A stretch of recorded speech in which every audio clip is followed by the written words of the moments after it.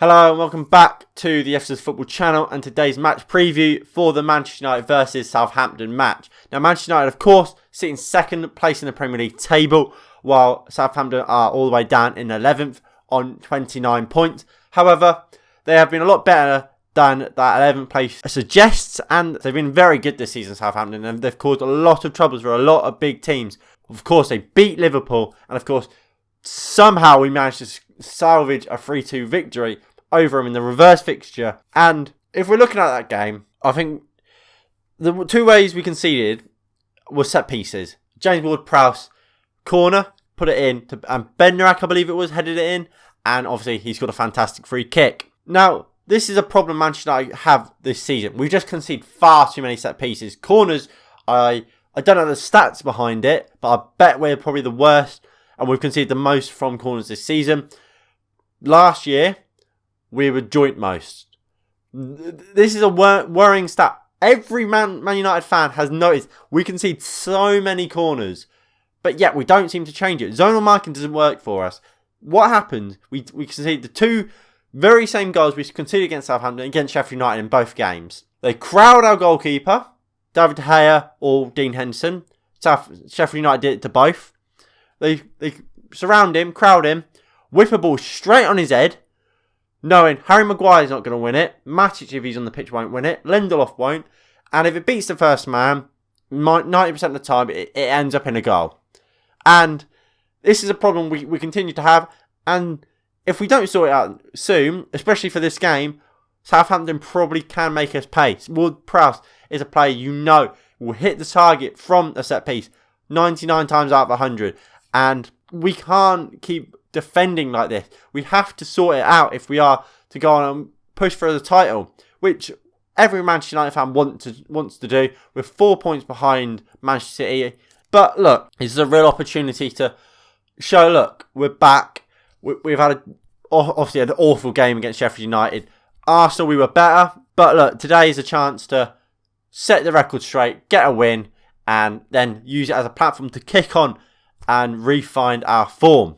But of course, Southampton will be looking to do the same. They've been in great form recently, losing to Aston Villa in their last game. So look, it's going to be an interesting game. Both teams will be going for a win and both teams will be thinking they can. Southampton will take confidence from our last meeting, knowing, look, if they can defend a bit better than they did, they can take something in this game. And Manchester United, obviously, will take a lot of positives from the last time we played, obviously beating them, but we'll also take into the game belief we can win this game, because look, we should have beat Arsenal. We had two clear chances through Edison Cavani that he unfortunately missed. Also, big news, and it's like I said in the watch along, the Premier League have come out and announced, or have written a letter to Ole Gunnar Solskjaer, I believe it was, that VAR should have stepped in for Sheffield United's first goal against us, obviously for a foul on David De Gea. Obviously, it was so obvious, and the referee should not have blown the whistle for the second goal, where Harry Maguire challenged Ramsdale in the air and Martial tapped home. Referee should not have blown the whistle. Well, that's not even the question, really. Should he have blown the whistle? The law and the rules that the referees have been told to follow suggest that he shouldn't have blown the whistle. You have to wait until the ball goes out of play, or after a certain amount of time to blow the whistle, or that the VAR can't check it. And he blew the whistle, meaning VAR couldn't check it, but the Premier League have come out and said that should have been a goal, should have counted. So, look, we didn't deserve to beat Sheffield United, but look, you take away their first goal, you give us the first goal, the game's a different game, and we probably go on to win it. It's these sort of margins that, look, they go against us, they go for Manchester City. You see the Aston Villa goal they scored, the first goal in that game, the goal that won it for them, really, shouldn't have counted. Premier League have come out and said, it should not have been a goal, should not have counted, it was offside. Referee didn't give that one, but a clear foul on David De Gea, he does give. Just our luck. Anyway, going into this game, Anthony Martial has been in the headlines. Of course, his form has been heavily criticised, some of it undeserved, in my opinion. However, unfortunately, he has had to request for extra security from Manchester United for outside his house, as he continues to get racial abuse and death threats. It's unacceptable. Whether you think Anthony Martial is having a good enough season or not is regardless. Sending someone death threats and racial abuse is unacceptable. And like I said in the last preview, if you're doing that, you're a cunt, mate. And get off this channel. You don't deserve to be brandished as a Manchester United fan. How your first port of call can be, oh, let me go racially abuse somebody because they're not playing well in a football match is mental for me. They're not right. And then they need help. They need educating, really. Unfortunately as well, it's not just been Anthony Martial receiving this abuse. Marcus Rashford has began to receive some as well. He has come out on Twitter and addressed it, saying how he's proud to be a black man and he wants to inspire other black people and other people of colour to try and achieve their dreams, which is a fantastic message. Of course, Anthony Martial hasn't spoken out about it yet, or probably won't at all at this rate. However, his wife has spoken out and shared some of the horrific messages she has been receiving off the back of this abuse. Anyway, going into this game, I think this game we need to win it, of course. Every game's a must-win game. Every game's a cup final, really, at the moment for Manchester United.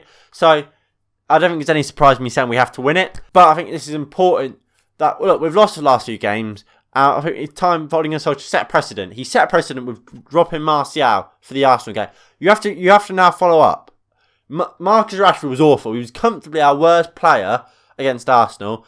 Arguably, you could say, was worse against Arsenal than Martial was against Sheffield United. It was just, the players around him was also good, Rashford, so it looked like he played a little bit better. But then, he was the second worst player against Sheffield United. So that's two awful performances in a row from Marcus Rashford. Martial has been benched for not even played terribly. He's been benched after two bad performances. Or average performances. So Rashford's had two awful ones. He has to be dropped. But he won't because of this favouritism. And I think this is a big problem with Manchester United at the moment. Favouritism. How is Scott McTominay playing every week when Donny van de Beek can't get a look in? Scott McTominay is not that good. Look, you can say what you want about McTominay. You can say what he brings. But what he offers isn't any more than what Pogba would offer in that DM. What I think Donny van de Beek would offer in that DM. He's not that special. Fred, I can see why you'd sacrifice Donny van de Beek for Fred. But not McTominay. McTominay is not deserving of a place in that starting 11 over at Donny van de Beek. And this favouritism, I think it does hold us back. Especially against the top side. And I think if we see Odegaard play that double pivot of McTominay and Fred in this game, I think we will suffer. And I think he will, to be honest. This is the team I think Odegaard and Solskjaer would play. I think we will see David De Gea, normal back four, which we usually play against a smaller side. So I think Bailly will probably play if he is fit. He was on the bench in the last one, so it leads me to believe he'll probably play in this game. I think we'll see the double pivot of Fred and McTominay. I think we saw it against Everton. I think we saw it against Villa.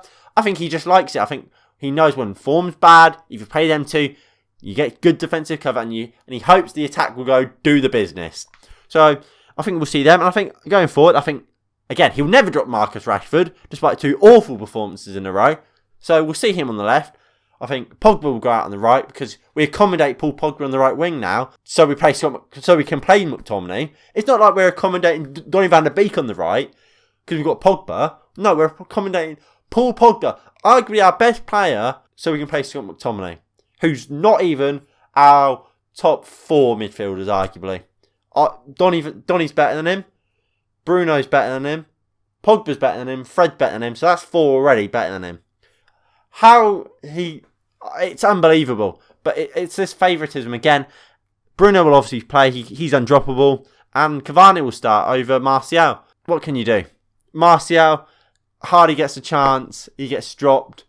But Cavani can miss two absolute sitters and cost us the game. Because that's what it was. It cost us the game. He will still start. This is the team I would go for.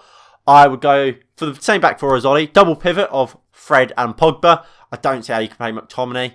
Play Paul Pogba and Fred in midfield too. We will get the best out of Paul Pogba and we'll see Fred's excellent at winning the ball. And we will be a better team because of it. On the right, I would play Donny van de Beek. I think against Newcastle, I believe it was. He came on there. Played fantastically well. He can do a job there. Play Donny van de Beek and let him show his class and his excellence and Let him try and work his way into the first team because he just doesn't get the opportunity. If I was Donny van der Beek, I'd be in Ole Gunnar Solskjaer's office being like, play me or sell me. And I think you have to start playing him. Martial would be on the left for me. I don't see how you can start Rashford after the two performances he's put in the last 2 weeks. Martial got absolutely hounded for the Sheffield United game because of his laziness. Rashford was just the same against Sheffield United, but because he's English, because he's from the academy, he doesn't get mentioned. And then Arsenal, his decision making is awful. I cannot believe the shot just before he got subbed off was criminal, absolutely criminal. He was awful, but he will still start. And Cavani, who you're not going to play Greenwood up top, are you, really? Greenwood's so unlucky. I think he needs a loan. I think Greenwood needs to go out on loan to an Everton, to maybe even a Southampton, to a Villa at the moment, maybe. Just a team that will start week in, week out, because he's not a right winger, is he? He's not a right winger, and we're kind of accommodating him at right wing a lot. Don't play him at right. Play him as a number 9. But we can't because Martial and Cavani both want to play there as well. So I think Greenwood needs a loan. Obviously, it's too late now. Transfer window's done. We got nobody. Look, we're going to have to try and see how we get on till the end of the season. I think Phil Jones has been added to the to the Premier League squad. Brilliant. Just what we needed. I mean, an injury-prone Phil Jones. Fantastic. And look, you can say what you want. I think. Regardless, we should win this game, but I think Ole Gunnar Solskjaer's been set up to fail. He hasn't got his targets. And look, if Ole Gunnar Solskjaer gets the sack this season, well, at the end of the season, I should say, I think the board will have a lot to do with it. I think what he's done this season has been fantastic. No one expected us to do this well. This was a year we was in a title charge, and we were top of the league, and the board hasn't backed him in this January. We needed a centre back. We needed a right winger. We needed a defensive midfielder. We've signed absolutely nobody. It's so disappointing. So disappointing. But look, that's just the way it is. Regardless, I think we should win this game, and I hope we do. Of course, I will be doing a watch along for that. The link will be in the description and on the end card for that. Of course, the details are here for that as well. But look, I hope we can win. I think we will. I think regardless of what team we play, I think we should win it. I think my team would allow us to win it more comfortably. I think we'll look better side with it. And I think that team's more deserving of playing, really.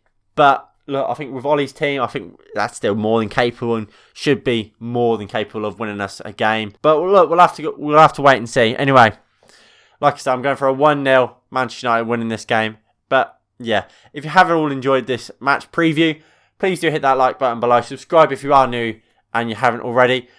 Tell me your score predictions in the comments down below. Again, please do tune in to the watch long. That would be fantastic. And like I said, please do turn on the notification bell so you know when I do go live. And anyway, that would be it.